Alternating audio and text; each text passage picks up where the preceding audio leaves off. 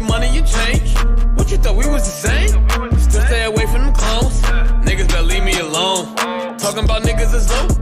Run with niggas who don't know you. Whoa, I make that zagging when city to city, you niggas not hot in your state.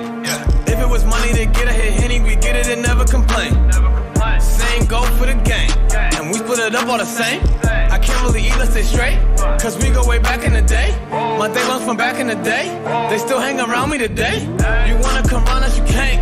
I'm rolling up loud, it's great. Lil' mama, she bad but complain, cause I'm too in love with my dreams. And I gotta get on the plane, and go get this money with Desi. I draw up the plate, and then he go get the cake. Then we link up with the gang, gang, gang.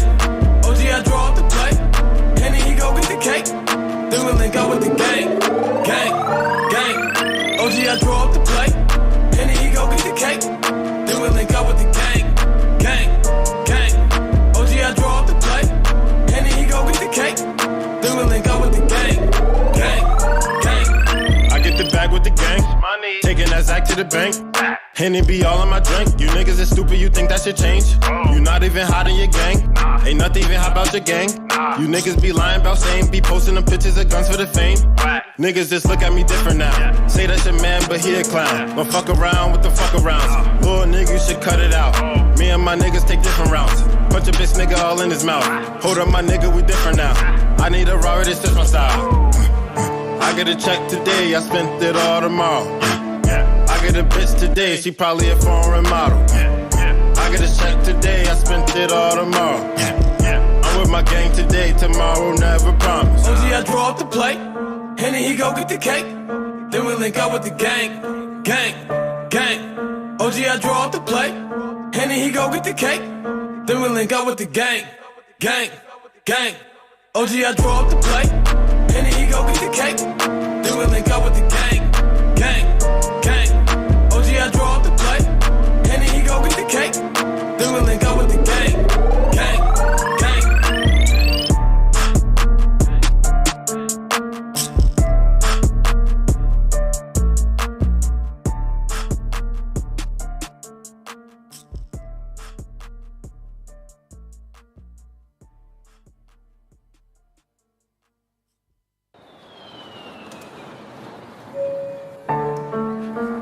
Attention, please. Please do not smoke in the terminal building. Smoking is only permitted in the specified smoking areas. Zach. Thank you. OG, I draw up the plate, and then he go get the cake. Then we link up with I think I'm cute. I know I'm sexy. I've got the look that drives the girls wild. I got the moves that really move them. I send chills up and down their spines. I'm just a sexy boy. I'm not your boy toy. I'm just a sexy boy. I'm not your boy toy. Let's go. I make them hot. I make them shiver. Things get weak whenever I'm around. They see me walk, they hear me talk. I make them feel like their God ain't real. I'm just a sexy boy. I'm not your boy toy. I'm just a sexy boy. I'm not your boy toy. Let's do this. That mic flip though. Hands off the merchandise.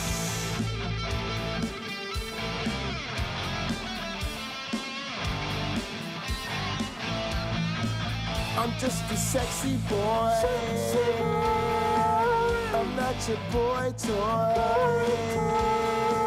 I'm just a sexy boy. I'm not your boy toy. I'm just a sexy boy. I'm not your boy toy. I'm just a sexy boy. I'm not your boy toy. I'm just a sexy boy. I'm not your boy toy. I'm just a sexy boy. I'm not your boy toy.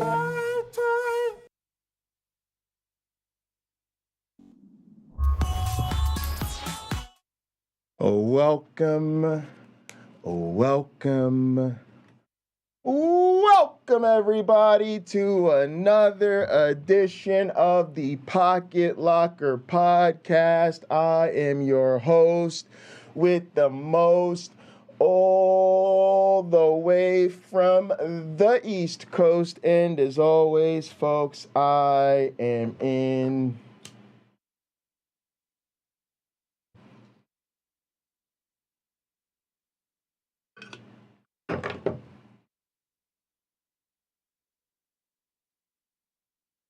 airplane mode. Folks, we've got a great show lined up for you. Can't wait to get into it. So let's jump on into it. Y'all know the first order of business is to say hello to your neighbors, grab your friends, and most importantly, grab a motherfucking drink because it is time for our communion.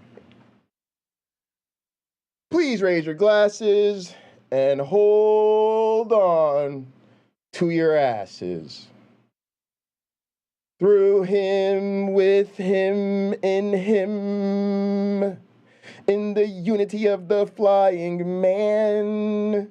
All glory and honor is yours who fled for our sins forever and ever. You may drink.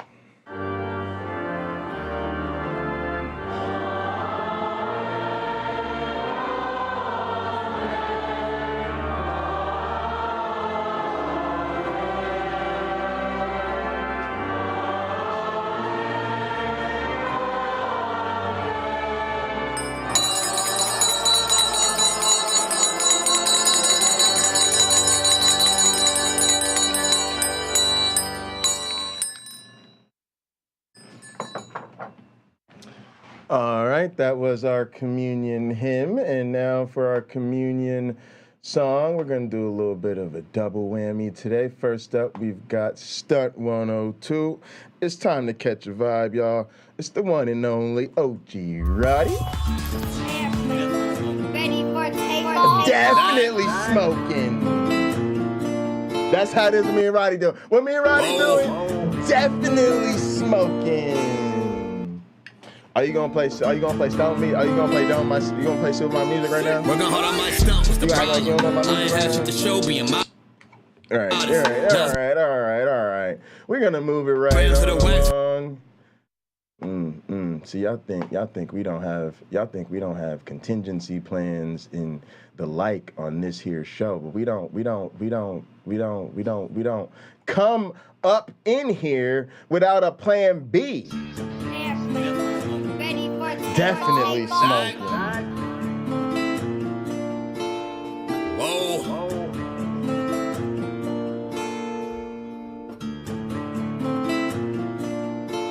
We're gonna hold on my stump. What's the problem? I ain't had shit to show being modest. Now it's grams of the wax for my conscience. Bron James in LA, you're on college. I've been jumping on them planes like a hobby. Still moving with the pack like my pops. You know what I'm talking about? John on them jets 'cause you wild. We digital and shit. They act like we got the CD up in here. So good, get back to the topic. Grew up, it was me and Flocka. Grandma's and Big T, this Like my you got mama. some kind of I ain't fucked here up for the ass pain tape when my player pops in this flip. bitch. Knew his name, that's it, never bothered. Mom said, you the man, son, you got this. Ever since I found a way to go and pop shit. Hold up, blaze through a whole zip. Took a seat at the table of my first flip. Days in red roof with my first whip. Spent the money with the gang, never post pics. Seen a change in the game, had to coach it. Never let them take my wangs in the mold, bitch. Ever made in a month, nigga. Used to serve him at the minute just to front, nigga. Goddamn. Had to grow up quick, I made my own rules. Had my first child, got it jumping with music. Can't really hang with nobody. Gang, who I'm trying to losing. warn you. You are not I know high by now that enough you for would go and today's get it, But I show. could hardly see niggas as distant. Know you get cropped if you not in the picture. You won't get cropped if you're not in the picture. They wasn't on the level. Started balling now, Chris Paul and Cats. Got him steady calling for the move, but I'm on the road, gotta call him back. And that's all fact.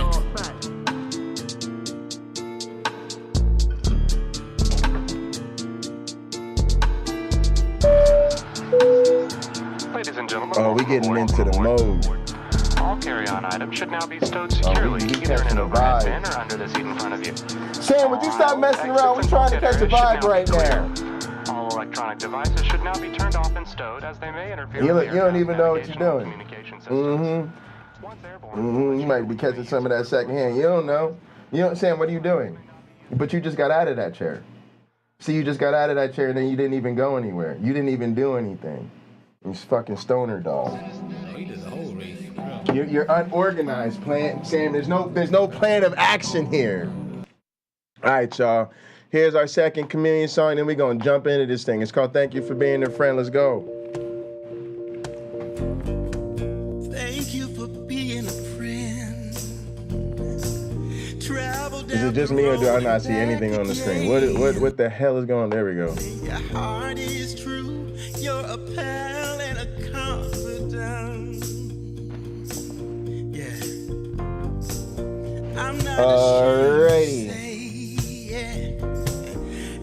My main man, look at the trees was first. Appreciate you. Won't you stand up and take a bow?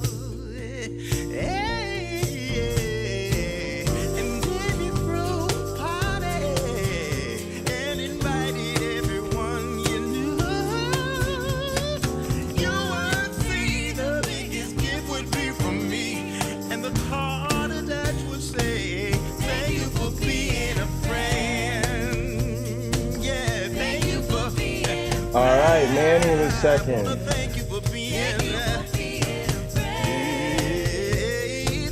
Thank you for being a friend. Yeah. I'm not ashamed to say, I hope it all will stay this way. My hat is off. Won't you stand up and take a bow? Yeah.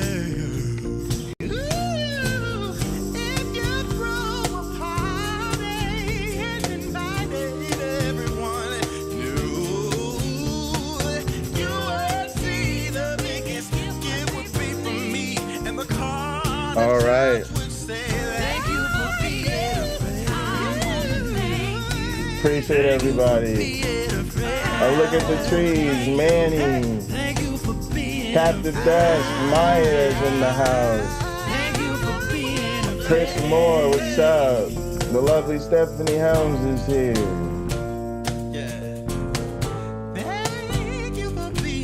All right. All right, y'all.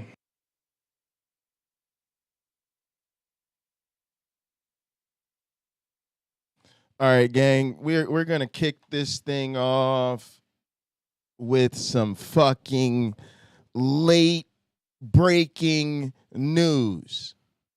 Exclusive shit you definitely will not hear anywhere else on the internet.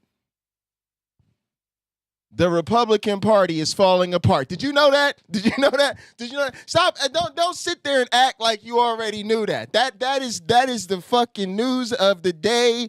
It's fucking unheard of. It's fucking revolutionary. Just fucking yesterday, it seemed like Abraham Lincoln, on his own, out of his good white man graces, was freeing the slaves. And then, what happened? Oh, sorry, dropped the mic, picked it up, and wouldn't you know, Ron DeSantis is about to be president.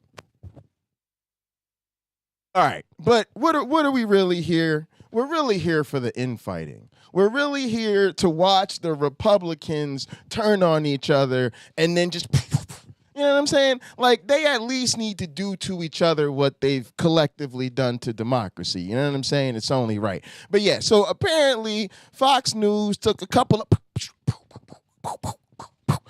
shots at your boy Donald Trump. He didn't like it, right? I love it. I liked it. I loved it. I want some more of it. Y'all know what I'm saying?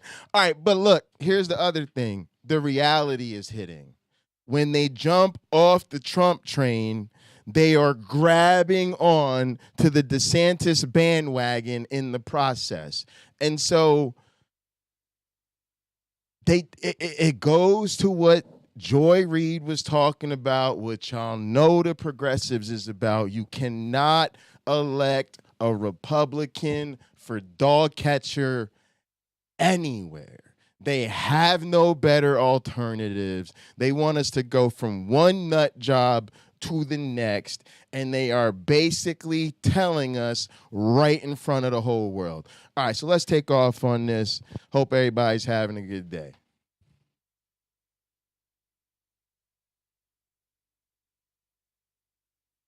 I'm Ben Meiselas from the Midas Touch Network. Earlier in the day, Fox had on a guest, Mark Thiessen, a former George W. Bush speechwriter and right-wing Fox commentator who essentially said that Donald Trump is not capable of winning in 2024, and he basically called Donald Trump a loser. Donald Trump... Which he is. Now, gang, make sure you're subscribed to the Midas Touch Network. You know, I do feel bad when I'm not promoting the real good progressive content creators. A lot of y'all are familiar. If you're not, Midas Touch, very good legal analysis, mostly why I tune in. Real competent dudes. Give them a sub. And responded on his social media platform stating that Fox, quote, sucks. He actually said that on his social media platform. But first, I want to show you what Mark Thiessen said on Fox, where he then promotes Ron DeSantis and says that what's great about Ron DeSantis is his anti-woke policies and how he angers people on the left. And he's also capable of winning. That's how Mark Thiessen promotes Ron DeSantis. Let's play that clip. He said we got to get rid of the culture of losing in the conservative movement. He's absolutely right. But look, here's the thing. If you look at the 2022 midterms, Dana, there were two types of candidates. There were forward-looking, reform-minded governors who did really, really well. And then there were the populist rabble-rousers who, elated the hearts of the MAGA faithful, but lost a lot of winnable races. And so the hearts of conservatives are with the rabble-rousers, but their minds are with the reform governors. The thing about Ron DeSantis is he's both. He's second to none in taking on wokeness, taking on Disney and all the rest of it. But he's delivered a just tsunami of conservative reform. I mean, just since his election, Gang, what? Like, this is what Uncle Bobby is talking about. We are not having the conversation. And let me add a little bit of scientific, empirical fucking data on top of that shit. It's because we're not living in a fucking same reality. This motherfucker is like, yes, we need Ron DeSantis. He has done two great things for us. Number one, he is the leader of the war on woke. Amen. Hallelujah. And number two, he has done more to bring about conservative reform than any other governor. And I'm like, and what more evidence do we need to throw this motherfucker off a bridge already? Not living in the same reality. Strongest school choice law in the country, protected Second Amendment rights, took on trial lawyers, passed a heartbeat bill, banned ESG investing of state assets, and has pushed back on Disney. I mean, the list of things that he's done is remarkable in just a small period. So he's making a case that you can be both. Both take on wokeness, both take on those fights, but win elections. He won Fucking by 20 monstrous. points in Florida, the best record. He won independents, he won Hispanics, he won women, and also deliver results. Look at the just look at the straightness of his face. Do you hear the articulation in this motherfucker's English? This fool is sitting on national television in his best blue suit with a face straighter than a fucking ruler, using the king's English to lick Ron DeSantis' booty hole as like a better alternative to fuck-face Donald Trump. I'm here for the infighting, but this is gonna be rough. This gonna be rough, y'all. Is this really what we're in for through next November? The case for Ron DeSantis Have we not seen enough of this man?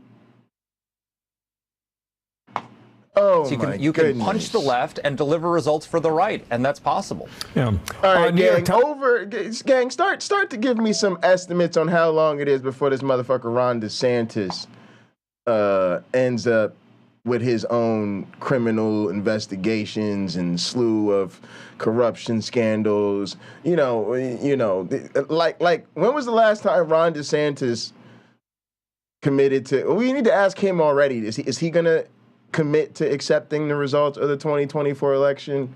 Because I don't know. I smell just a tinge of that insurrectionist vibe from him, if y'all know what I'm talking about. Time says DeSantis impresses in Iowa, showing up in an absent Trump. Just got a couple seconds here, Mark. Was it that good for the New York Times to write that? I don't think the New York Times, most Republican voters don't care what the New York Times says, and so I don't think that's going to have much impact on the election. But look, it's good. He's showing up. Keep in mind, Donald Trump lost Iowa the last time around. If DeSantis can gain some traction in Iowa and win the first of the Iowa caucuses, things could that could give him some momentum going into the rest of the race. So notice what Mark Thiessen says there about why he's supporting Ron DeSantis. And he says the first reason he wants to support Ron DeSantis are all of those anti-woke policies. He thinks those policies are great. Going after the woke, even though Ron DeSantis and really no one on the gang. I know the shit is so everyday at this point, but we cannot lose sight of the fucking Nazi-flavored reality that all of the conservative leadership of the motherfucking Republican Party is fighting a war on awareness of fucking societal injustices, y'all. Like, they literally have nothing better to do. There is nothing higher on the agenda. These motherfuckers ain't got no ideas about no education, no economic. How long have we been waiting for this economic plan? Motherfuckers, y'all are like congressionally elected leaders and shit. Y'all was supposed to show up and like, yeah, people gonna want a budget soon. Yeah, let's get started on that.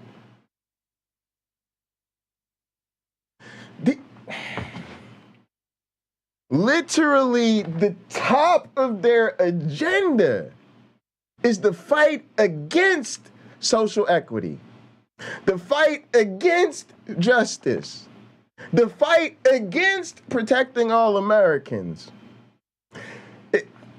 I'm sorry, like, no. And I'm gonna tell you something. Fuck everybody who votes for this party. I don't want to hear shit about your economic programs and your tax policies and what. No, you're just a fucking asshole who wants to vote for bad people. And the fact that these motherfuckers are evil and bring absolutely nothing to the table is just, I don't know, a perfectly good reason to vote for somebody in your world. So you need to stay your scary ass all the way over there. The right wing can even define what woke is. It's a boogeyman that they create and they get angry about. That is what Mark Thiessen says is a great it's CRT, bro. That Ron DeSantis has. The next thing he says is great about Ron DeSantis is that he angers people on the left. Remember, they're not talking about what Ron DeSantis' actual policies are, what he's doing in terms of jobs and health care, and if he's actually helping the people of Florida. The focus is that he's making people on the left angry, right? And then the third thing that Mark Thiessen says is that DeSantis is capable of winning, and then he says Trump is a loser. But here's the thing. Fox has spread the big lie that the election was rigged against Donald Trump. So to the Fox viewers and the Trump supporters, they don't believe Donald Trump even lost because Fox engaged in defamatory conduct and lied to its viewers. That is how they've aided and abetted this fascism. Let's take a look at what Donald Trump's response was, though. And immediately, because that's all Donald Trump does all day is watch TV.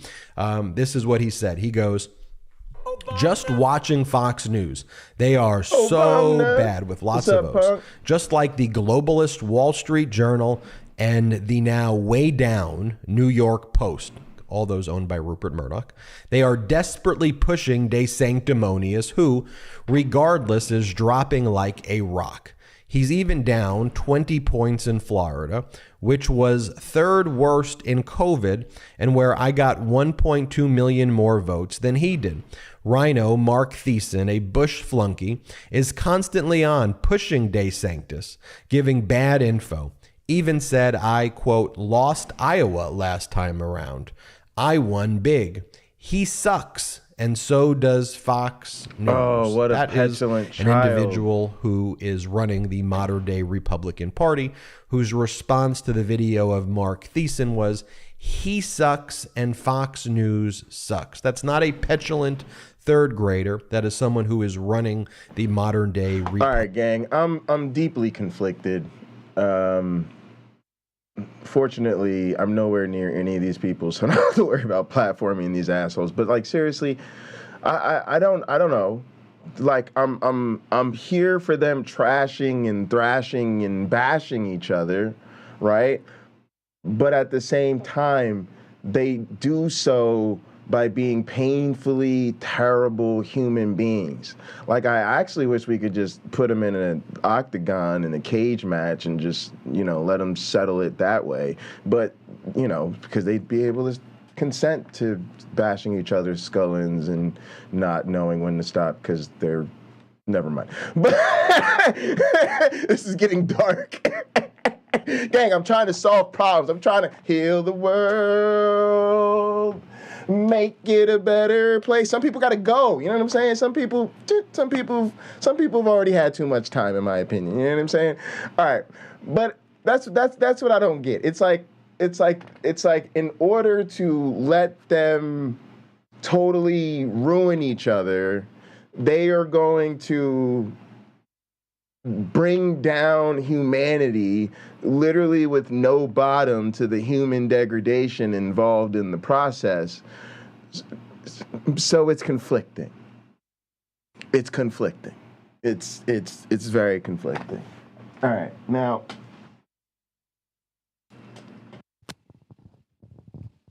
gang, as y'all know, we keep things very first take only around here.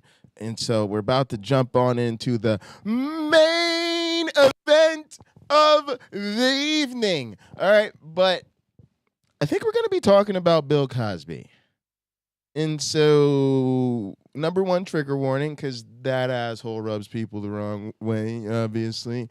But no, seriously, like, he's an asshole and obviously a fucking predator. So I just want to acknowledge that up front so that it doesn't seem like I'm not being sensitive to the people he's victimized. But we're responding to a video about the real black conservatives. This is part 2. Check out the lives on the channel if you want to see part 1. But yeah, if this is not your cup of tea, I totally understand. But I think the purpose of this is to talk about him as a political figure and a social influence, and probably analyze mostly how he was perceived, especially in black culture, prior to all of that. So I think that's where the conversation's gonna head. I don't know. I haven't watched all of this. As y'all know, I respond to things usually that I've think or where we want to go, but I try to, be organic and reply to most things on the show. So I have not seen this, but I do know I think that it's about Cosby. So I just wanted to give that warning and acknowledgement up front, and it sucks. And if you or somebody else needs help, please do get it. This is, fuck that. But just want to put that out there. Let's go ahead and get into this.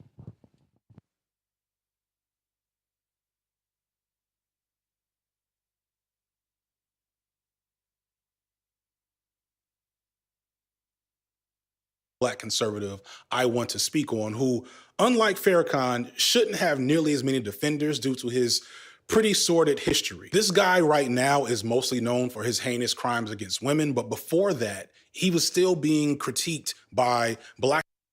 Yeah, y'all. All right, go ahead and subscribe to Cameron. Yeah, and Cameron Bennett's channel is down in the link below, down in the description. Cameron Bennett, KB Fit 2.0. Yeah, let's go ahead and sub up to Cameron. His channel's a source of, really great resources in terms of exercises and workout routines. Cameron's a personal trainer. He's also got some cool, inspirational type of material out there and some reflective type stuff. But yeah, Cameron makes great videos of like routines, but also fantastic shorts. So yeah, give him a sub. Let him know the gang sent you over. Black leftists and even Black liberals, as we start to recognize that despite his significant and valued legacy among Black political thought and Black entertainment, he was starting to get a little mask off with the anti-Blackness. Thanks for dropping the link, gang. And what makes it hard is that he was such a legend that his anti-Black sentiment was really being ignored by a lot of people, making him the ideal double agent. I'm not talking about Langston Hughes. I'm not talking about Ray Charles' use of ain't and whatever. I'm talking about profanity. I'm talking about people cursing at each other like it's something hip, like it's something that's right. Percocet, Miley Percocet, Percocet, Miley Percocet, rep the set, gotta rep the set, chase a chick, never chase a bitch. So I am here at my alma mater, Clark Lane University.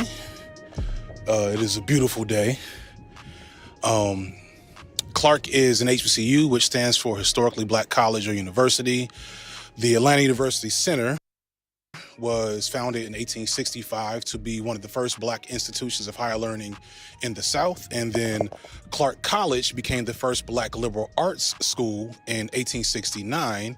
And in 1998, they combined into one large Tier 1 research institution and one of the top HBCUs in the country. And I was here for 4 years, and it was an amazing experience, almost worth the amount of student loan debt I put myself in to be here. Almost. I fuck with you. That's a great education. If it's almost some worth people would the debt, not agree with that statement, but I got saying a lot man.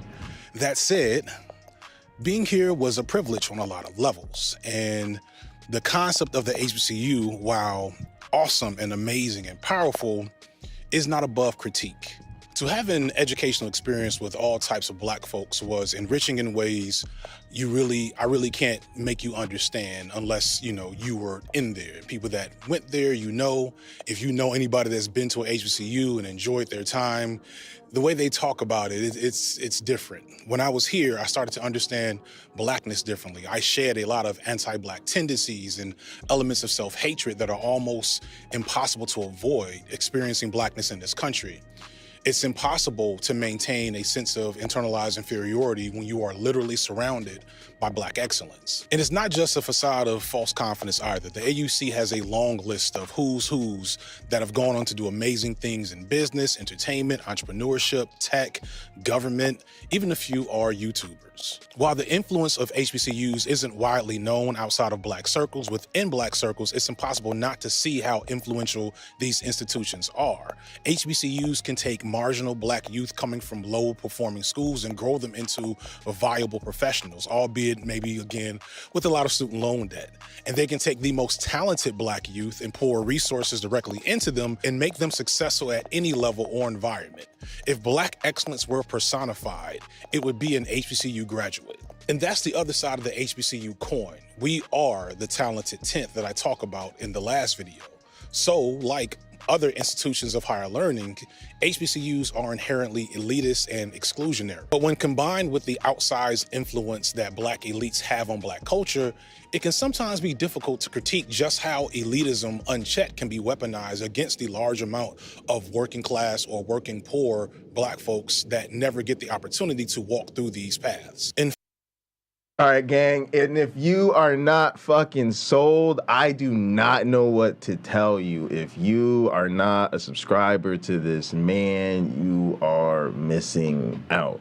Look, y'all, one of the things that I myself have realized is just how hard it is to find Black voices out here, especially Black progressive voices that speak to the issues that are important to us.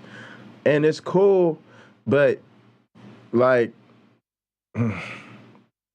it's very hard to genuinely, like, bring that perspective. Like, even when, you know, you have a Black content creator, I don't want to mention any names, but a lot of times you're just kind of in a majority space and a majority channel, and so you're just kind of a Black voice on the same tip as everybody else, which is cool. Inclusion, go team.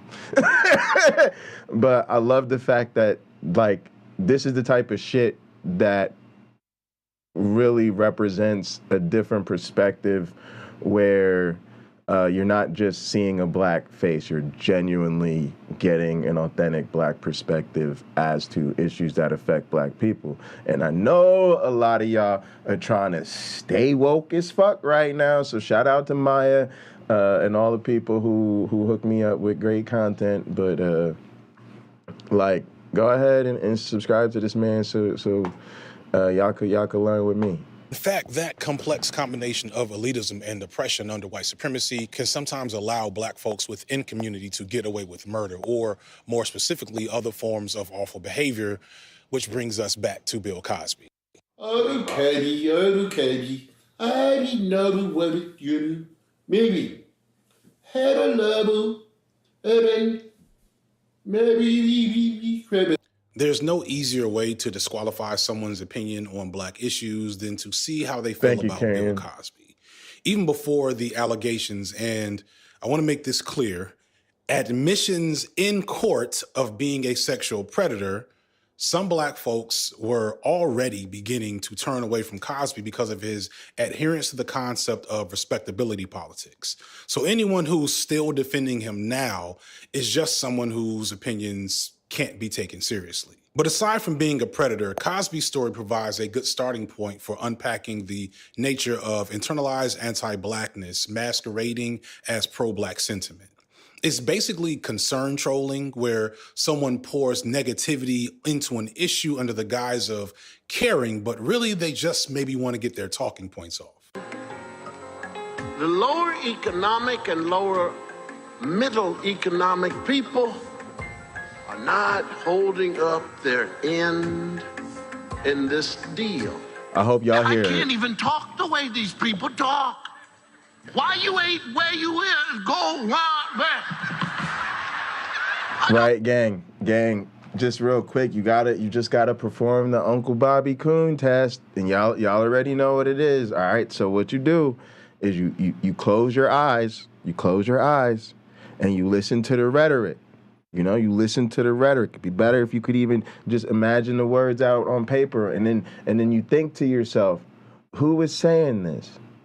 Is this a racist ass white man, or is this one of my African American fam? And you definitely think to yourself, oh, that's gotta be a racist white man, because only racist ass bigots say stupid ass ignorant shit like that. And then you open your eyes, and in front of you is one of the African American fam gang. Yes, your heart should be breaking at the motherfucking traitorism that is flowing into your in-ears, okay? Your in-ear brain parts, okay, are experiencing a fucking attack of self-hatred, and it breaks your heart every time. But gang, you should be proud of yourself, because you have successfully identified a motherfucking coon. All right, here we go. don't know who these people are. And I blamed the kid until I heard the mother talk.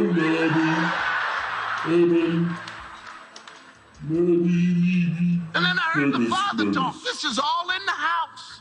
And this is why I call Cosby and figures like this double agents, because unlike Clarence Thomas or the late Herman Cain or any of these old school conservatives, black talking heads, Cosby had, and still to many has, cachet among black people in the black community, whereas many black conservatives very clearly are not in community and have no real interest or stake in black issues other than being black themselves, but never actually addressing themselves to black people. This is the difference between Candace Owens, whose audience is almost 100% white, and Charleston White, who is just as anti-black and conservative as Candace Owens, and they say similar things, but because Charleston White does it explicitly for a black audience and in a way that a black audience can more easily receive, he often doesn't get grouped in the same way. And then he gets access to black platforms, even though what he's saying is almost always some pretty awful shit. Police shootings, killing an unarmed nigga, is the least of our problems in America. They ain't shot now nigga on his way to school. They ain't shot no nigga getting off work. They ain't shot a nigga in no suit. Police brutality is small to the 73% of households that are headed by single women. I don't believe that police brutality is an issue. I think that people are believing it's an issue because the media focuses on it. This is something that I speak about obviously all the time. I'm much more concerned about black on black crime, 90% of homicides being. And this is this is why we call these people race traders. Because it's not just doing the dance and the butter biscuits and using the bigoted rhetoric of the white man. You have to remember, these people are just flat out wrong.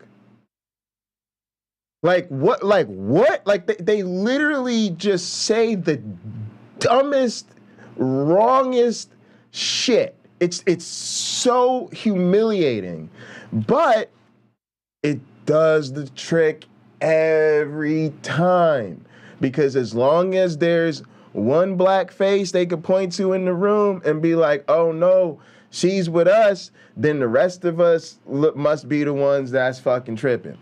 And that is why she is given this platform. It's why fools like that fool are given a platform. And it's why that platform grows and grows and grows and grows, because white supremacy is profitable than a motherfucker.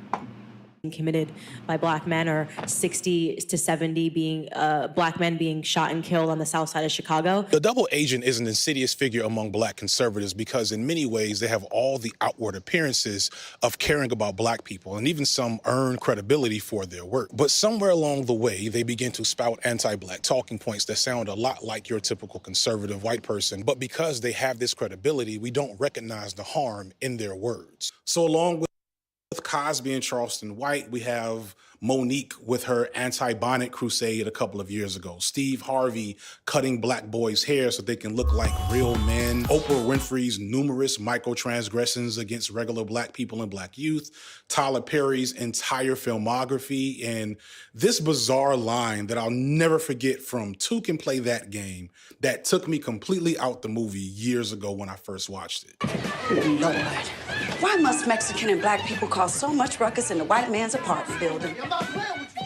And probably the most notorious version of this is Bill Cosby and his infamous pound cake speech, which I'll get to a little bit later.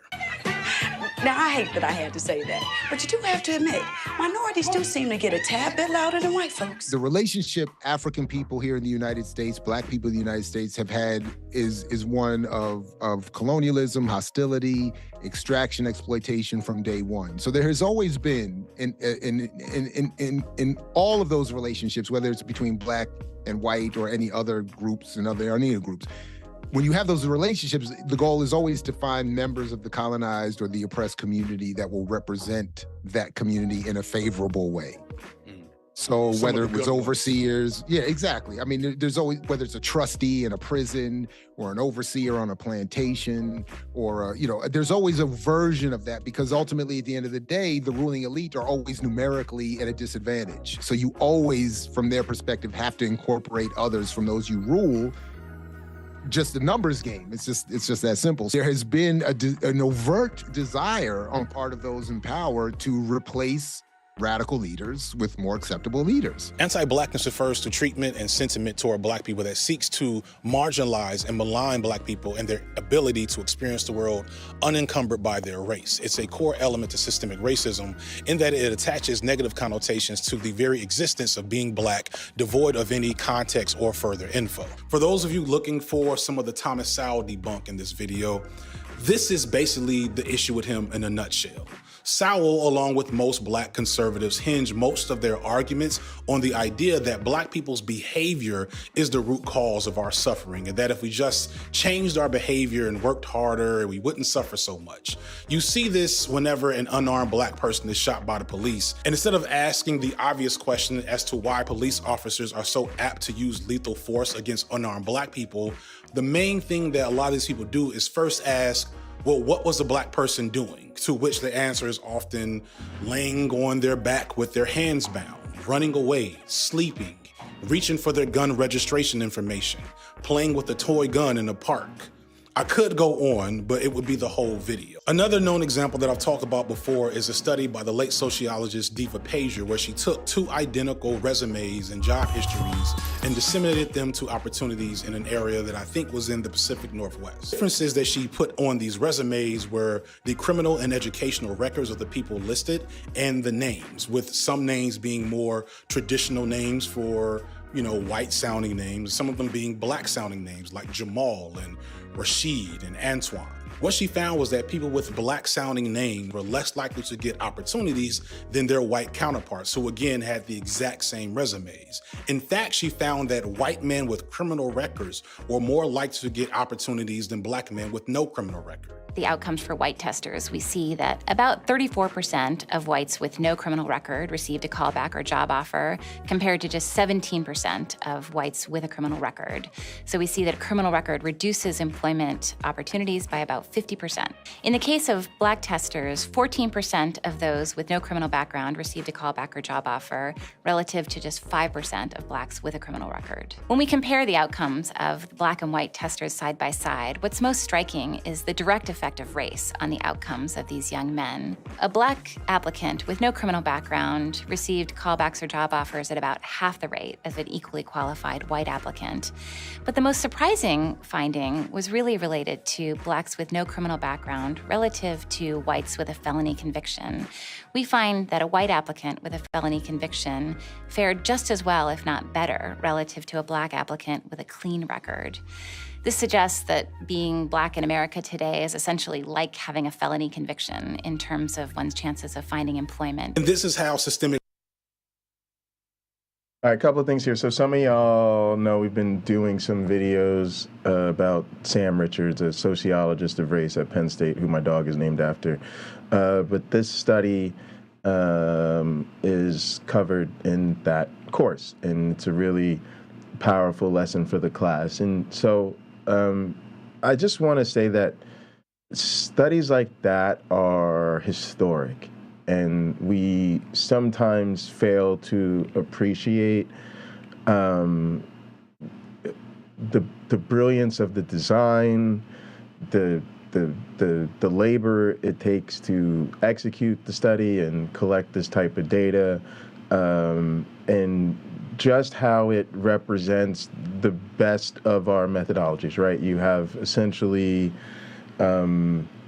really clean controls in it. There's nothing different other than the variables of interest being the criminal records and the names. You have the proper statistical group analysis, and it gives us this information, right?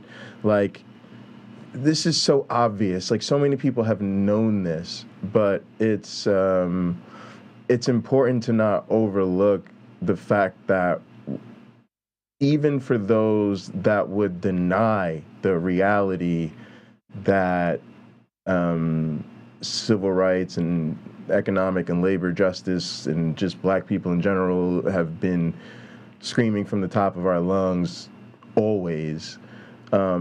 It is really important now that we have peer-reviewed research that actually empirically demonstrates this stuff.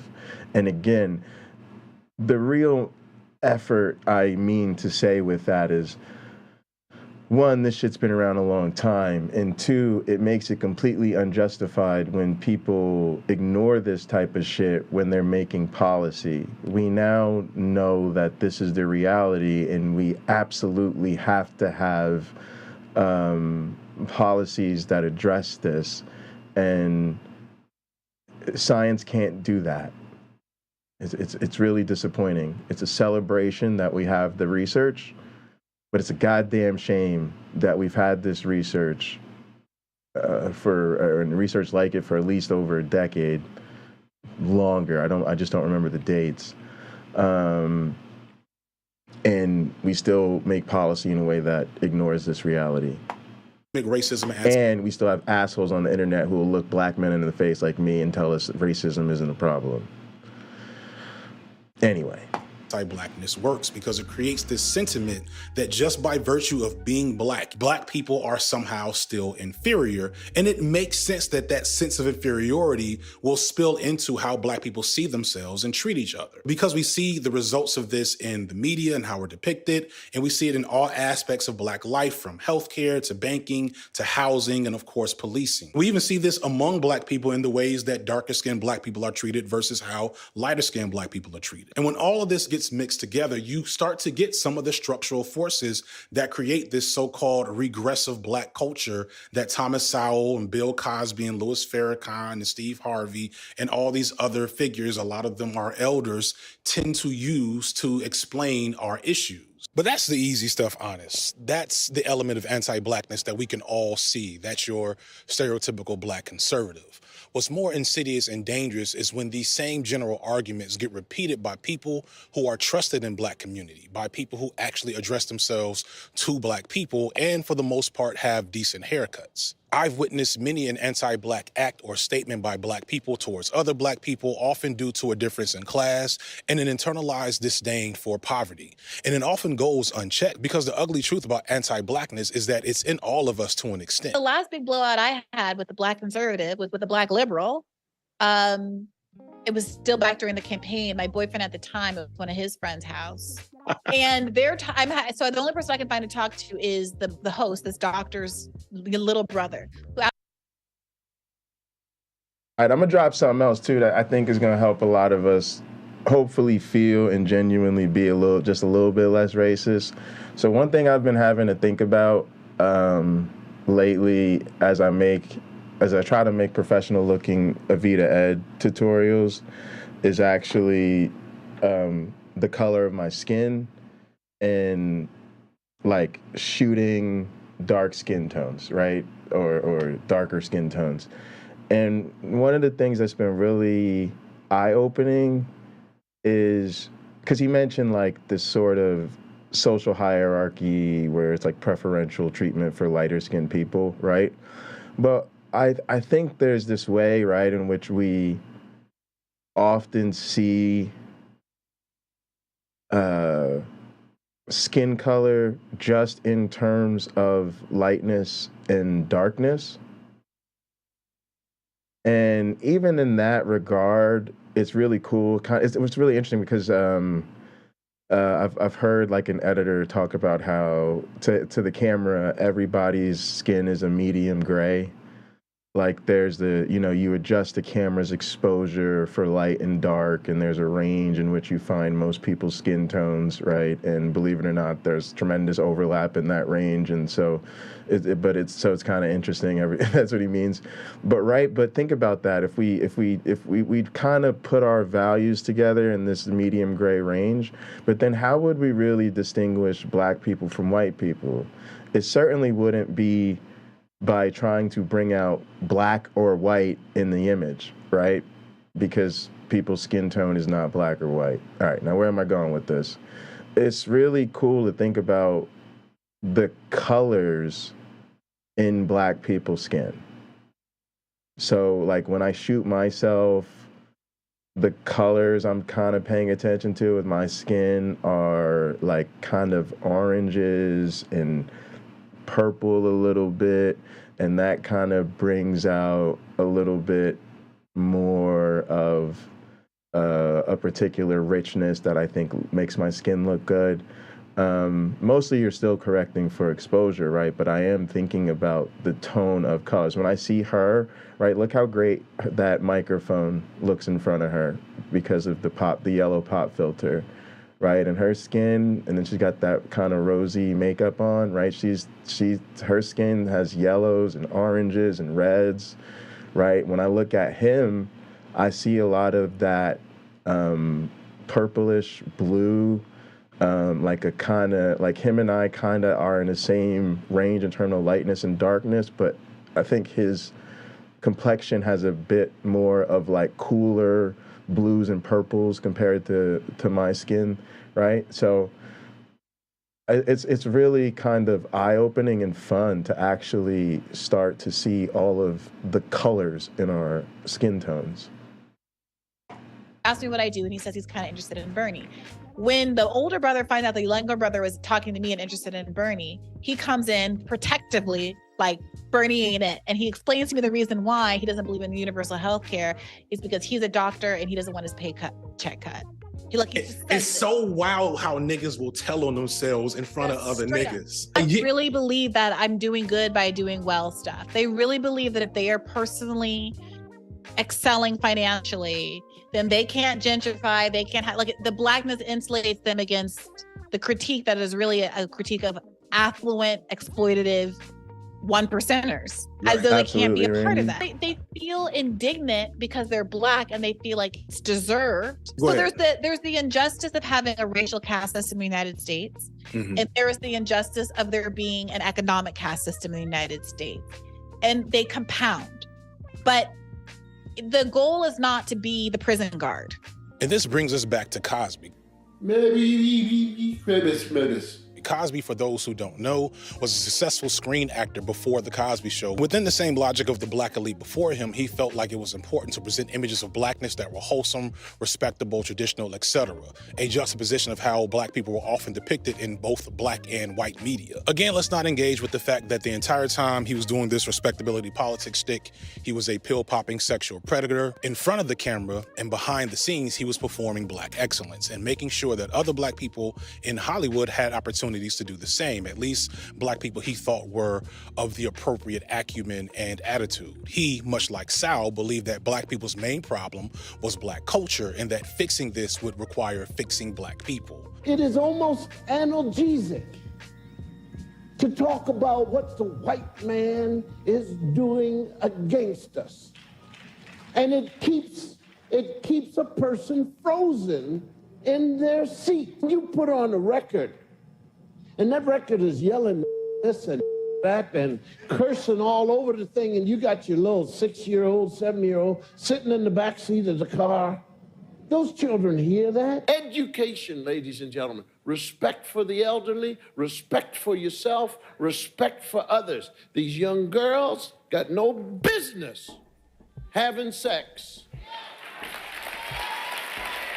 And this is crazy. Also, okay, here's another commentary I wanted to add. And I was so happy that he touched on Tyler Perry and Oprah and that whole thing, because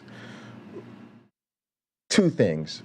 Number one, it's got the Christian supremacy baked in, right? It's the same sort of, evangelical normalization of that whole thing, right? And it's really important because there's no room in this culture for black non-believers.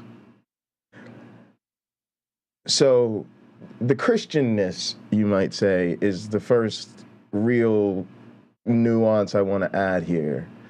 The second is that it works. that it is so baked into the messaging given to black people, and I think he touched on this with his education, and I don't know if that's where he would rap to too, but like, it becomes baked into what it means to be aspirational, to be upwardly mobile. And so a lot of those figures I grew up buying into, you know, them representing what Black excellence looked like.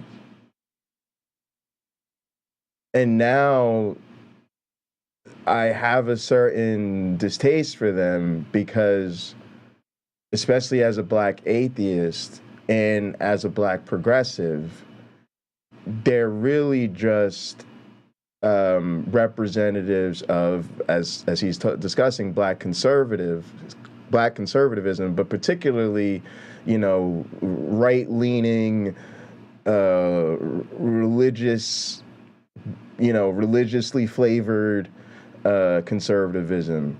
And that legacy, I feel, is so damaging to Black people. And we're still dealing with it because so many of our leaders are ministers who, to me, that is the wrong direction to continue to lead us. And then so much of our social capital is still, you know, fenced through the church, for lack of a better way to put it, right? When the president comes to town, or the senator, and, you know, they want to make sure that they turn out the Black vote, they don't try to sit down with Black business leaders or Black educators or, you know, Black researchers or any of that shit. Black parents, none of that. Like, they go straight to the Black church. And in so many cases, only to the Black church. Like, you know, appealing to most voters, you know, you got to do a lot of work to show that you're sensitive to the issues throughout their lives.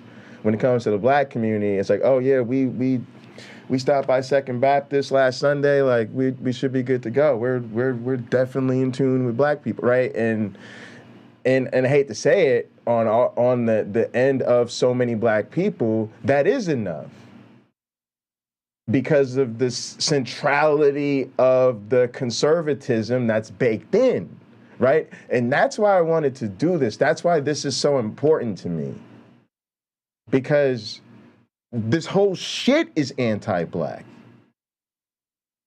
And so, I don't know who said this, somebody just said this shit about, like, you can't burn down the master's house with the master's tools, or whatever the fuck like that.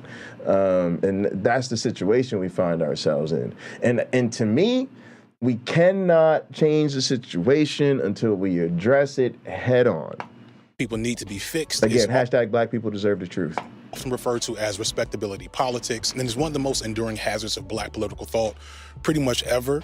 If I wanted, I could probably map this all the way back to slavery, but it probably becomes most prominent during the 70s and 80s as various political projects and legislations made to improve Black people's access to better wages, higher education, etc., started to really kick in and give Black people an opportunity to get much further along in America's economic and capitalist system than we ever had up until that point. With the most savage and overt elements of discrimination out of the way, all we had to do was get our acts together, and we would be able to truly seek the American dream, ignoring all the different features that made those problems not just insurmountable, but inevitable. This is where we get the narrative of the welfare queen from Ronald Reagan, which begets the super predator from Hillary Clinton, on into the pound cake speech from Bill Cosby. In this speech... Pause. I want y'all to think about woke and cancel culture. Why? All right, hang on, y'all. I got it. I'm gonna let him play real quick because I'm gonna turn off the air conditioner. Hang on.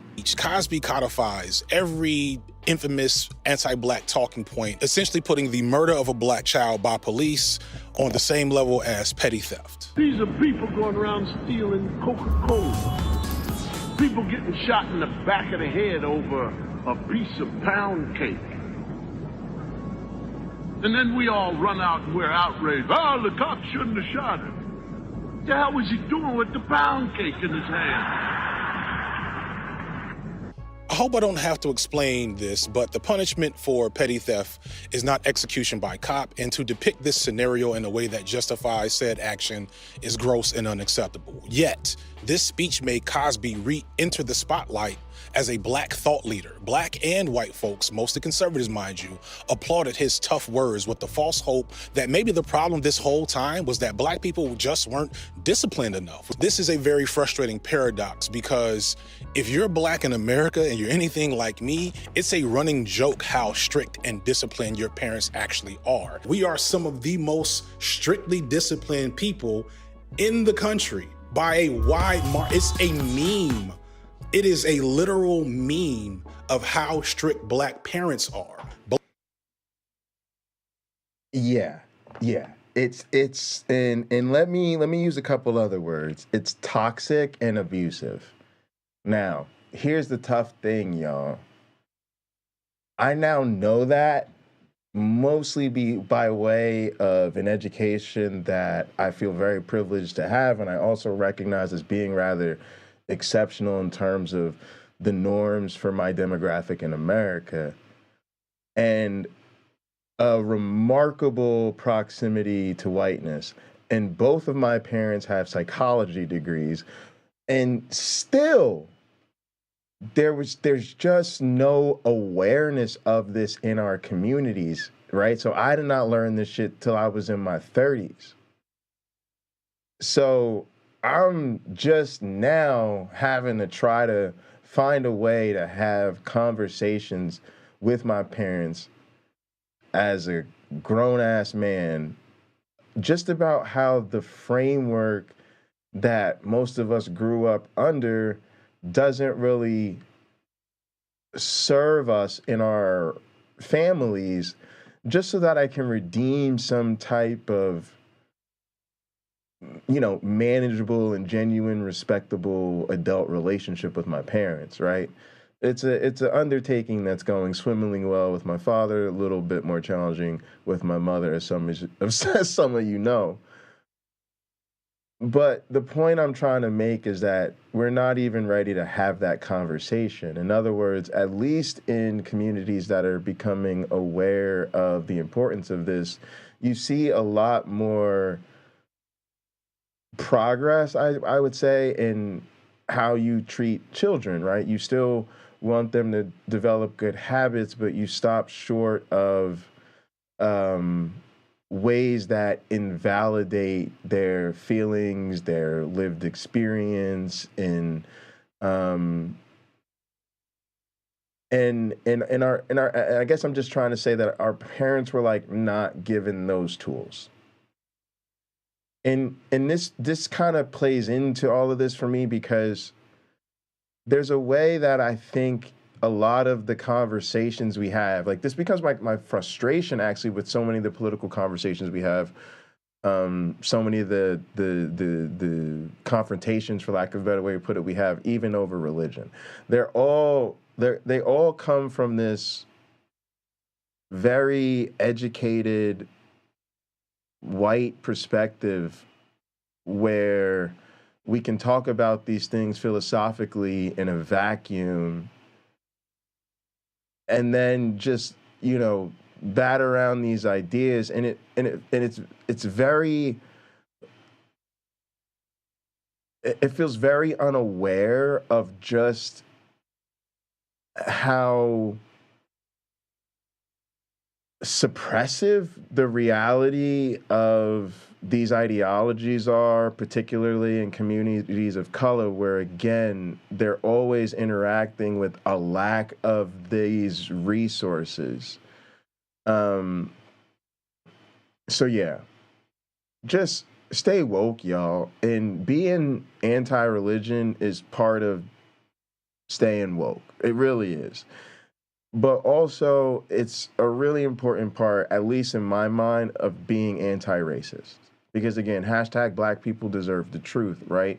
We cannot continue to suggest to Black people that if we would just be more Christian or just, you know, do more of what the Nation of Islam suggests and and then buy into the right-wing narrative and work a little harder and sing Kumbaya and make an ecumenical council that's going to uplift us up out of our condition. Like, it's not.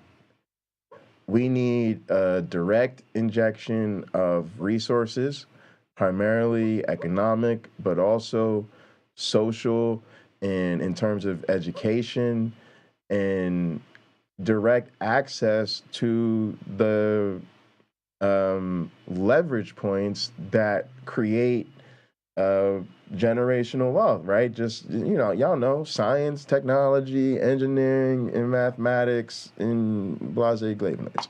Black parents have always been super strict on their children because they know it only takes one mistake for their children to end up dead or in jail. When I was in school, middle school to high school, they would show us a movie probably once or twice a year called Lean on Me. Now, this is an entertaining movie, or at least that's how I remember it, but that may have been just trauma bonding to this film because I had to see it so much. But I can't stress enough how this movie is emblematic of the wrong-headedness of how our elders, in love, have tried to address our needs to get us to act right. Lean on Me is about the story of Joe Clark, a classic image of a black hard-nosed principal brought in to whip wild and undisciplined Negroes into shape after years of community disinvestment and poverty turned their school into a war zone. In real life, Clark was not as universally beloved by his students and faculty as the movie depicts. He was a hardline authoritarian. He expelled over 300 students, which probably did help contribute to some rising test scores early on in his career.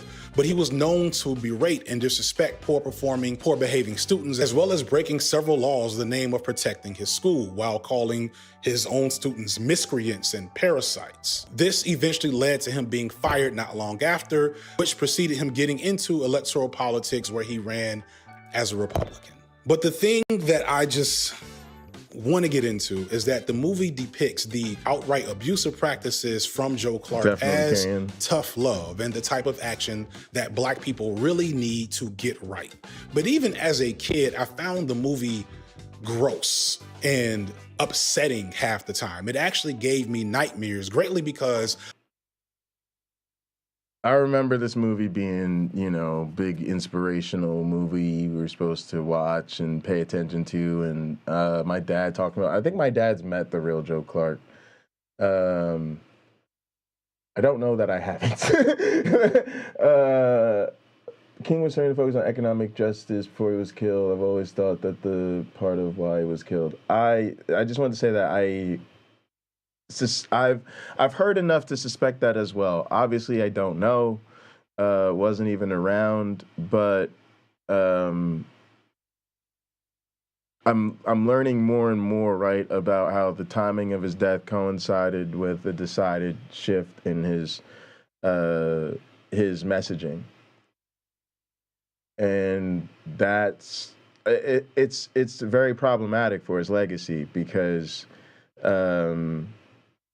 if people don't become more aware of that, then they're not going to become, they're not going to realize what he actually fucking died for. Of the unspeakably disgusting opening sequence of this movie, where after the school transforms from a nice all-white school to a predominantly Black school, the hallways start to look like something from Mad Max. And in a few minutes, like the literal first couple of minutes of the movie, it depicts in one passing period a near riot, a drug deal, the one lighter-skinned female character in the whole movie being sexually assaulted by a bunch of darker-skinned female students, and then the attempted murder of a white teacher for no apparent reason other than the clear inherent craziness of the students. All set to Guns N' Roses' Welcome to the Jungle. I shit you not.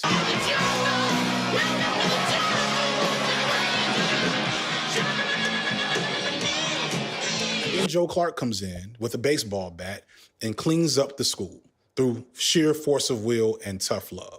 From the 90s until I graduated, I was shown this Thanks so much for coming through.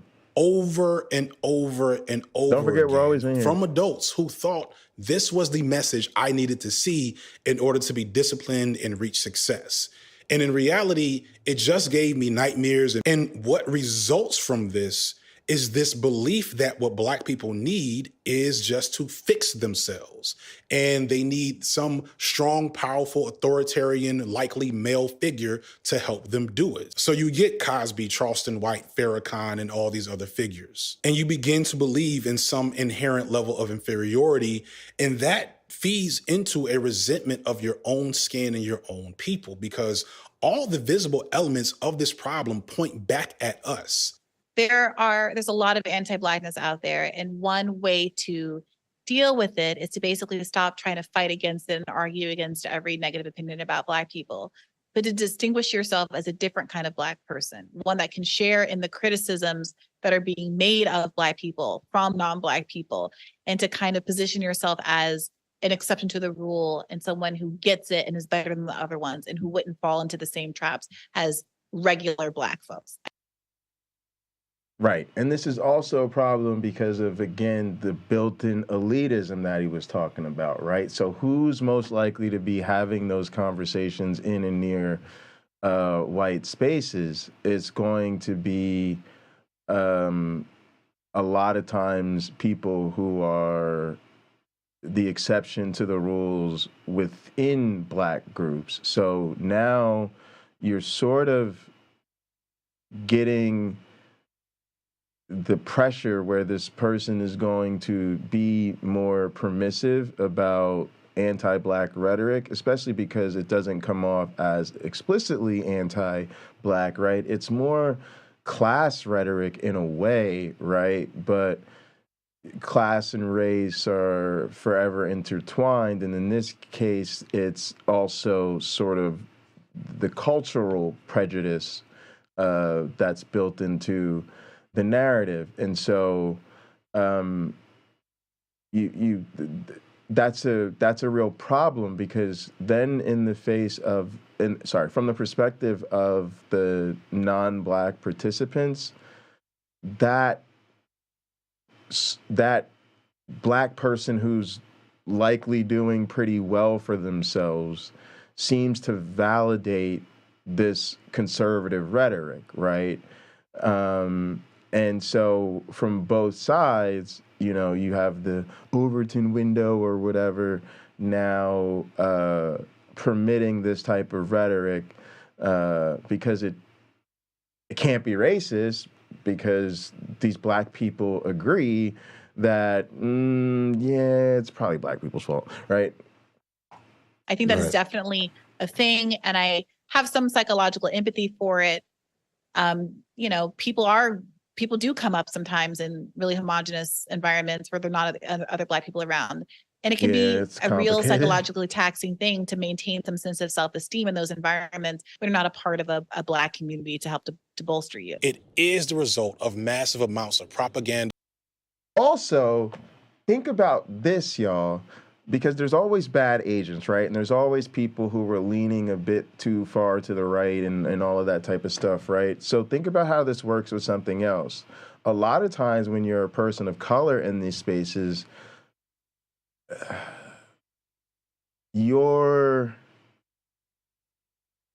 whatever was done to maybe provide opportunities for you is typically used against you, right? So like in my case, it's easy to be like, oh, both of your parents have master's degrees and you went to private schools and you lived in a gated community. It doesn't actually depict the economic reality of my life, right? You'd be, for instance, ignoring periods of my life where I've lived alone, the fact that I live paycheck to paycheck, the fact that I used to live on food stamps, right? It's not at all like an act, right? But there's enough of those details there, and then people go, oh, well, you got a scholarship to college and you got a great education, right? And so where am I going with all this? When that type of narrative builds up around you, like, oh, maybe you're just the beneficiary of affirmative action and, you know, guilt about racism, yada, yada, yada, you start getting that Black privilege thrown around. So then ironically, you have to position yourself and message in a way, usually like your non-Black peers, to where you're trying to make it clear that you got where you're at as a result of your hard work and dedication, just like them. Right? So you're actively trying to establish credibility, right? That, you know, for instance, I got a dissertation because, I got a PhD because I wrote a dissertation that made award-winning contributions to my field. And then at the same time, right, trying to push that and establishes that, then reinforces that anti-Black rhetoric that if only others would work as hard and be as dedicated and, you know, take the opportunities and get scholarships and, you know, make contributions to their fields, they wouldn't have it so hard themselves. So that's what I mean by this is complicated, and you can hopefully try to have some of that perspective, empathy for the complexity involved here. But it is really important and most important to identify the anti-Blackness that's involved in conservative messaging to Black people. Also because, and this was really interesting, I watched this interesting debate last night between Bree and Mark Reed. Y'all should go check it out and form your own opinions. I think Bree did a phenomenal job. But one of the things that kind of came up was the example of moral codes and sort of bystander effects and things like that. And one of the reflections I kind of had related to that is just because people are put in situations where they need to, limit their options and their responses to circumstances around them, out of their own self-interest, should not be taken as a reflection of their philosophical or moral opinions about a situation, right? If I see 10 cops jump a Black man in front of me and beat him to death, and I don't jump in, it doesn't necessarily mean I think what's going on is okay. It might just be me thinking both of us dying tonight doesn't help the situation, right? Similarly, just because people don't, quit their jobs or, not try to do the best they can economically within the system we were all born into, doesn't mean that they don't understand the problems of that system and that they wouldn't want to work to do something different. And I definitely feel that way in my own job, right? I've tried to take that balance. I've made career decisions that are, I would say less about my own self-interest, either in terms of just personal enjoyment or whatever, or economic potential. And, I also probably have made some that aren't as, revolutionary as I would like to be, right? You're trying to strike a balance between competing interests. And it's just really important for me to mention because part of the conservative anti-Black messaging just uses whatever status Black people manage to achieve against them, as though to say you're not really pro-Black if you're taking advantage of opportunities that you're given, rather than recognizing how unbelievably dehumanizing that is. brainwashing and Gaslighting, invisibilizing of boom, the there you images go, of blackness King. that don't serve specific purposes. And this is why black excellence as a concept is so insidious, because it makes it seem like Cosby has a point. Maybe if black folks did just act right, we wouldn't have so many problems. I mean, look at him, look at his peers, look at me. Look at this beautiful campus. And then look at what we have in poor black communities. Surely there's something there, right? Of course we want to believe that all of us are fully in control of these problems and outcomes, and that just a bit more effort and discipline and tough love is all it takes to fix it. But when that doesn't happen, you then arrive back at that deficit model of addressing black issues, and you think that black people need to be fixed because we are inherently broken, instead of fixing the system that we know is broken. The core factor that the double agent represents is that whether through malice or ignorance, they imbue us with a very weak class analysis of our own people. It takes the well-developed framework that black people have for understanding race and uses that to render invisible how the intersection of race and class means that my experiences and needs under white supremacy do not automatically align with the needs of some of my cousins or former students or some of you watching this video. It makes it so black folks can easily and without flinching look at other black people from a different class and internalize a sense of superiority, or worse yet, a view that these other black folks, the ones who aren't so excellent, don't deserve a seat at the table or even a voice in addressing their issues. And because we're also black and hold all the power and resources, who's gonna check us? Who's gonna tell?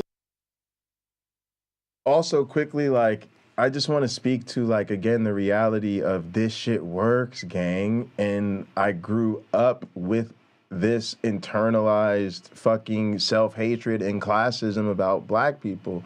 And it works both ways, right? Like, from my experience, or the way I felt it, right, was like, I experienced a certain amount of rejection. Okay, so within like, let's say dealing with my white peers, right? I'm basically told I'm not really black because I go to a Catholic school and have to wear a fucking uniform like they do, essentially, right? Like, I don't know how it's supposed to look hood for school when we all got to wear this preppy ass uniform. But anyway, like, but then I felt rejected by, say, my step siblings, for instance, who lived in urban New Jersey. Not so much by, say, my cousins on my mom's side of the family, like OG Roddy. But I think that's probably due to just spending, like, more time and exposure and, you know, kind of coming up together a bit differently.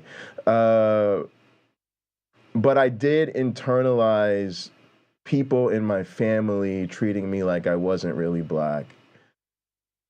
And then at the same time, internalizing the sort of aspirations of my mom's side of the family in terms of like my grandparents, who are very religious, being like, you know, all about kind of that same conservative values and aesthetics, and then my mom being a corporate executive.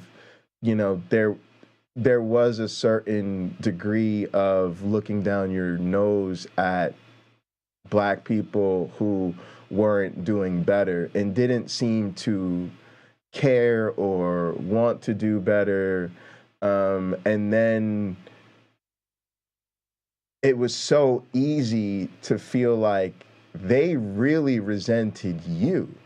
And I can look back now and recognize some of the teasing was just kids being kids. Some of the rejection I felt is a natural outcome of just not fitting in and just coming up in a very different circumstances and just being a little bit like Urkel, right? There's a lot of that super nerd Urkel thing going on with me. So it's you know, a lot of it you look back on and you don't, you know, it doesn't have the same hostility or animosity towards it. Of course, like, for instance, the people in my family that I had some of those experiences with, I also had really close relationships with, and I realized like they, you know, we had great times together, and obviously there was a lot of love there. It's just everybody gets picked on for certain things, and how I was just racially a misfit everywhere happened to be, you know, one of the scarlet letters I had to wear. But I just want to fess up, you know, because that's what this channel is about, getting real, so that people understand that this shit works. And don't let this conversation hit you as an academic exercise. I'm sure this man is speaking from a lot of lived experience, and this resonates with me, and I'm sure other Black people in the audience and other Black content creators and all the Black people, you know, that this is a real thing. And we need people's help in turning the course here. Tell us we're not addressing our own issues in the wrong way. Who's going to call us out in our elitism? Who's going to challenge us on our investment in capitalism as a system? Pretty much nobody. And if you do try to point out the flaws in the system or the ways in which the Black bourgeoisie harm working class Black folks, you're called a hater or a fool, or worse yet, broke. And this is the most difficult and challenging part in analyzing real Black conservatism, because it's the one most deeply rooted in the collective consciousness of Black people. How can you get the talented 10th to collectively address a lack of class consciousness and investment in capitalist systems that harm Black people, when that very lack of class consciousness and advantages within this capitalist system are probably what made it possible for them to even be in that position to critique in the first place? This is a real question I'm asking myself, because I don't have an answer in that question, and I'm also in that question. The best I have is that we have to start pointing out the lies and dispelling the myth that Black excellence can or will ever lead to the massive levels of change that are required to help Black people as a whole. To show that, sure, some Black folk... Uh-oh, this is your captain speaking. What's up, Carrie Ann? I was just going to say, he says he doesn't know what the answer is. I put in chat, it's Christianity. It's deeply rooted Christianity. Absolutely. And I think conservative religion, you know, broadly, right? Because there's the influence of, you know, Islam and what's the expectation. But yeah. It does. But yeah, you're supposed to be that prim, you know, it's an image. Yeah. And they're selling the image. And it has nothing to do with merit. 100%. And people aren't understanding that that image is just an image. Right. And he's focused on the sort of mechanisms and the roles these particular people play in this process, right? Yeah. But I just, you know, for me, not just now, but always, when you really analyze this, 100% the faith is at the center of it. Matter of fact, let me. It's such a great point you made. Thanks, Karen. And let me add this to let me add this to what I was saying before, right? Because I talked about experiencing this sort of classism myself, right? Like being in it and a part of it, and how it all played out, right? Yeah. To be honest, you can never say that about your own family, right? That would be too devastating to most people's psychology, or, right? It would involve too much cognitive dissonance. So here's the trick. You literally just use Christianity, right? Like the perception was the real reason that, let's say, my little nuclear family was positioned maybe differently than other little nuclear units within, you know, my family on either side, right? Yeah. What was really because we were the good, faithful Christian Black people, right? You're not going to say, oh, no, it's better than you because we're closer to white people and we've had more economic opportunities, and y'all just got to stop being so fucking hood, right? You're not going to say that, right? What you're going to say is, I don't know, brother, but, you know, we're just trying to live as the good Lord would have us. You know what I'm saying?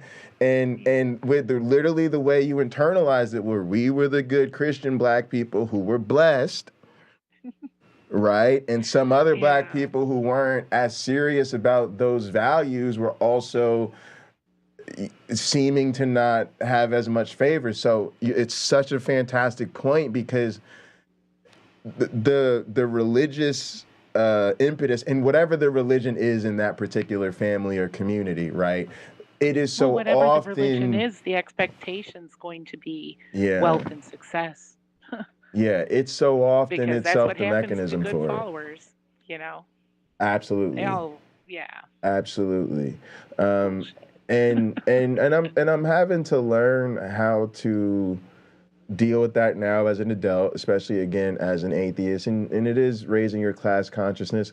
And I think, I don't know where he's going to land on this, and I don't know where I'll land because I don't know either, but I think part of what he's about and part of what I'm about is, you know, you can still, you know, everybody should be, we think nobody should be blamed for making the most of their opportunities. Matter of fact, that's a difficult thing for anybody to do, and a lot has to fall into place. But at the same time, you can still be pro-black, and you can still be against, you can still rage against the machine, for lack of a better way to put it, right? And I'm Comes down to your integrity. Yeah, like it's about being If you gain it anti-racism without and the all that. integrity, what have you actually gained? Yeah, and so some of us are just trying to, I guess you're gonna have to do your best to raise people's consciousness, raise their awareness, so that you can be part of the solution and not part of the problem. But you don't have to hate yourself. You just, like, to me, it's just about staying woke, right? Like, you know, that's really the message at the end of the day. Oh man. Folks will get on top, will get their money, and will be successful, but they will do it greatly on either their own unearned privileged talents or the backs of their black peers, and mostly to the benefit of a white power structure as a whole. We have to confront the false reality and promises of black capitalism. Despite the fact that it looks so good and promises so much, it's time to let this myth die. For me, it was like actionable item. What are we gonna do with it? Like, everyone heard, and we hear what you're saying, and All right. That's probably about to be the next unit. I think that's the end there of part 2. But yeah, this was super interesting. Like, I really, you know, this is like some real shit here that he's talking about, and it's a tough conversation, but I think it's one we need to have. Because the whole time I'm hearing Doug and a lot of these other fuck faces out here who use this narrative. And the thing that's a shame to me really is that so many people have invested in it. And so we've bought into this lie about ourselves. And the other thing that's so unfortunate is we've also, like, not learned from, I feel like, the ways in which we've adapted. And there's a certain problem in which, the same way we can have a conversation about how it's really important that if you're a commentator or a media analyst or something like that on the left, that if you want to be a progressive voice, then you should be, you know, talking about marginalized voices, because if you're not really talking about the struggles of the marginalized, then, man, you should have stayed in bed with that bullshit. But at the same time, now, if you create a industry off of doing that, and there's a lack of representation or real meaningful organization for the benefit of those people, well, then now there's another problem, because now, you know, people's lives are being chewed up by the machine for profit, but there's no gain for them. So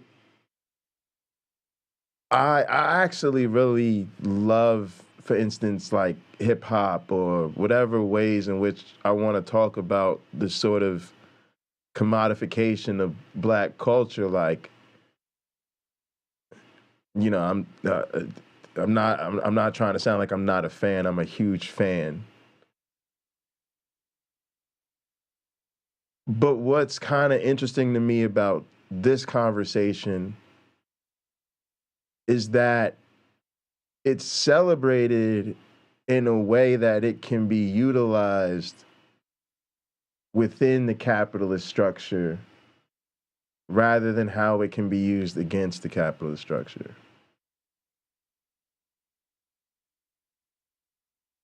When thriving in spite of how the capitalist culture isn't really made for you is the fucking adaptation that, to me, is at least part of the blueprint for thriving in the absence of a capitalist hierarchy. So part of like what I learned when I lived in Newark as a young adult, and I always loved my time in Newark. Like, I've always loved that city. But, you know, I was more limited in my time there growing up. But one of the things I loved was just people, right? Like the people, like just the vibes of the people, the different communities, and just the way you could just enjoy the simple things in life, based on who you knew and where you knew to go, right? Like just the places you could take people. Like, yo, I'm gonna take you somewhere. It's gonna look like a hole in the wall. You're gonna be looking around like, Jay, where we going? I'm gonna take you in this joint and you're gonna have a good time tonight. You're like, and at the end of the night, you can be like, oh, dude, that was so much fun. Yeah, and you spent like what, next to nothing. Yeah, I told you, man. Man. Look, man, it's Brick City, man. People know how to get down around here, right? Like, it's so beautiful, right? But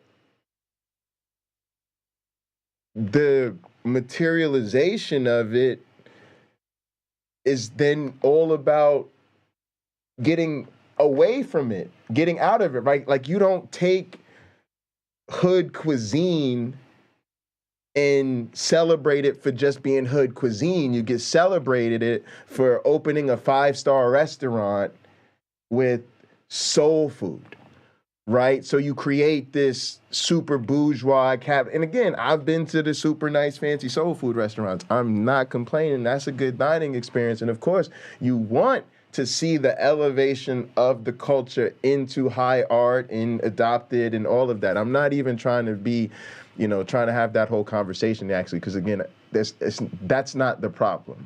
To me, the problem is that we're not also doing a thing of celebrating like, yo, this is all about doing more with less, and look at the ways in which not just Black people, but other cultures of color, other marginalized groups have existed in the fringes, in the margins of society, but have thrived. Now imagine what those communities would be like with an actual seat at the table.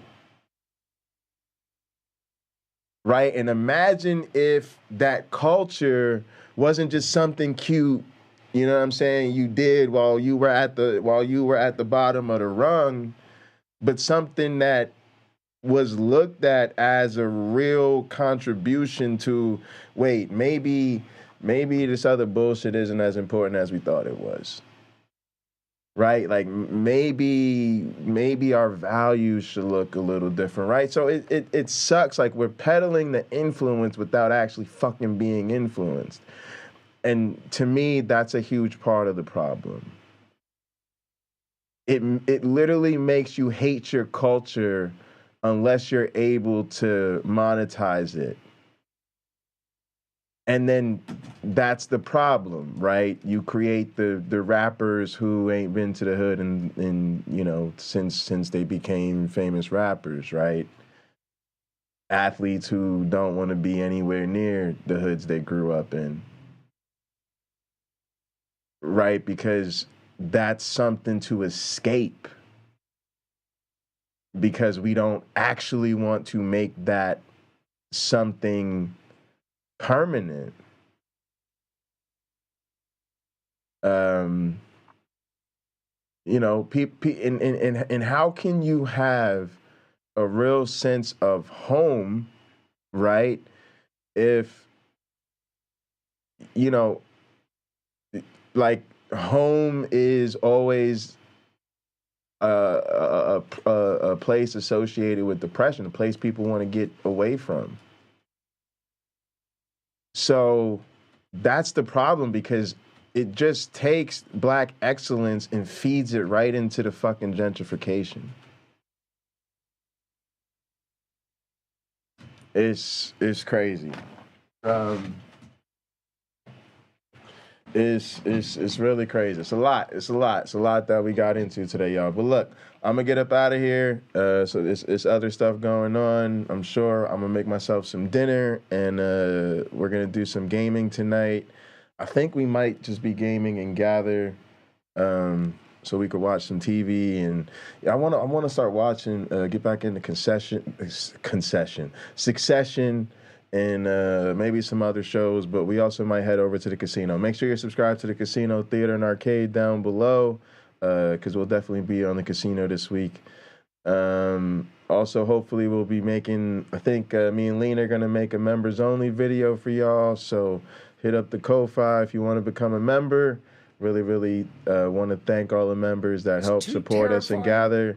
Man, it's too terrifying, man. We taking over the internet. I don't have nothing better to do, y'all. Keep trying to tell them. I ain't got nothing better to do, man. We taking over the fucking internet, man.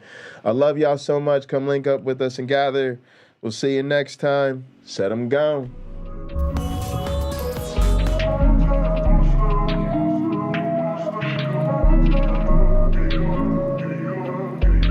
Zach? Why she wanna leave me alone? Saying all I do is wrong. No rights when they been left turns.